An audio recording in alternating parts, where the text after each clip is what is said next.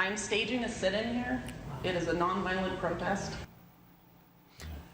A woman's desperate plea to be heard after undergoing a double mastectomy at the Cleveland Clinic. Yeah, and waking up to cosmetic results she says she didn't consent to. Sarah Goldenberg getting answers in an investigation you'll see only on Cleveland 19. We do want to warn you, some of the footage in our story is of graphic nature. Sarah. Chris, recovering is hard enough for a breast cancer survivor, but imagine if you woke up from surgery to see changes to your body you didn't expect to see. We introduce you to Kim Bowles tonight at 6. She's speaking out, she says, to make sure this doesn't happen to other women. But the hospital has another side to the story. I'm staging a sit-in here. It is a nonviolent protest. That's 37-year-old Kim Bowles making a bold statement at the Cleveland Clinic. Bare-chested more than a year after a double mastectomy. Yeah, I'm going to be sitting in the CEO's office until the CEO speaks with me and tells me that this is not going to happen to other women. Kim's live on Facebook looking for answers after her last appointment for breast cancer treatment. She never saw the CEO, just security and police instead. So he's telling me now that he's going to arrest me because I'm criminally trespassing. Kim did not get arrested that day. The Pittsburgh mom promised her husband she would make it home to their kids, Sammy, 2, and Timmy, 4. 2 years ago, breast cancer turned their lives upside down. The tumor, stage 3. I was diagnosed while I was breastfeeding my second baby. She was 10 months old. After chemo, Kim decided to go to the Cleveland Clinic for surgery because of the hospital's reputation as one of the top in the nation. Before her double mastectomy, she made a big decision. She did not want reconstruction. I brought on a plastic surgeon onto the team to make it look nice, to make it look neat and tidy and flat and smooth. She had 2 consultations with a plastic surgeon, Dr. Stephen Bernard. So I want it to be flat. He said, okay, we'll make you flat. Kim provided us with her official medical files from the consultation. They say she is, however, interested in having a smooth, flat result on her chest. Dr. Bernard goes on to say she also acknowledges that at a later date she may wish to undergo reconstruction and knows that this will affect that ultimately. Kim says she couldn't rule it out 100%, but if she did reconstruction, it would be years down the road. On the day of the surgery, she was put under anesthesia. They wheeled me into the OR, they put the IV in, and as I was lying there, I heard him say, "I'll just leave a little extra in case you change your mind." It was so upsetting at the time, and then I conked out. And I woke up, and I was afraid to look under the bandages, and I finally did look, and it was clear that he made no attempt to make me flat at all. There are clear pockets for implants. After the surgery, she says Dr. Bernard told her to give it a few months to tighten up. He had one job, to make me flat, and he didn't do it. And he did that on purpose.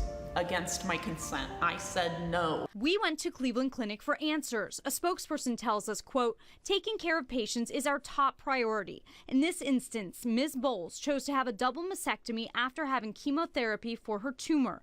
Per her wishes, she opted not to have further surgical revisions that are common for patients who have had mastectomies. The statement goes on to say, physicians involved in her care have outstanding reputations and are highly skilled. We conducted 3 thorough reviews relating to her concerns and shared with her that it was determined every aspect of her care was done optimally to give her the safest amount of extra skin to prevent jeopardizing her arm movement. Cleveland Clinic says the extra skin was not for possible breast implants, but again to preserve the movement of her arm.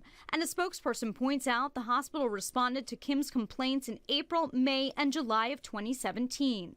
Dr. Stephen Bernard, who performed the surgery, is rated 4.8 out of 5 stars with over 100 patient reviews. About half of his patients come to him for breast reconstruction. It's important for them to feel like when they're done with all this, they're still going to be whole. They're going to be a whole person. But Kim says she gave the plastic surgeon pictures of what she wanted to look like. Here's what she was looking for on the left with her results on the right. She insists at no point did Dr. Bernard make any mention of leaving extra skin for a range of motion. Whatever the reason, though, I'm a competent adult. I made my decision. I did not consent to what he did to me. Back at home in Pittsburgh, Kim read us the letter she wrote to the hospital's CEO. She doesn't know if he ever got it. I am truly disturbed that this happened. The reason I came to Cleveland Clinic for surgery was because I expected to get excellent care. She may be cured of cancer right now, but her fight is not over. The scars don't even bother me. The lack of breast doesn't even bother me.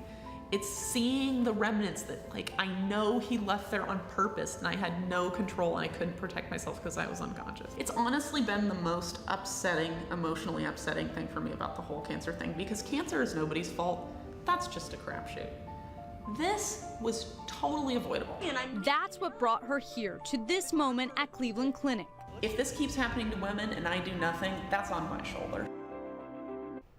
Now, Kim says she is not looking for money, that she came forward to help other women. She's happy with the doctor who performed her mastectomy. She says that she has to now wait a year, though, to undergo surgery with another doctor to fix these results. And we want to point out, guys, that the clinic now is a different CEO than the original one she wrote the letter to. I mean, it's just so hard to even watch and listen to her. What do people do, like women who are having mastectomies? What should they do when they're going in? How should they approach a doctor about what they want? Right, so we went to an outside source for this. We spoke with Dr. David H. Song. He's a professor and chairman of the Department of Plastic Surgery at Georgetown University. He recommends coming prepared with your questions, taking notes, bring a family member, so just in case you don't hear something correctly or maybe you don't remember it.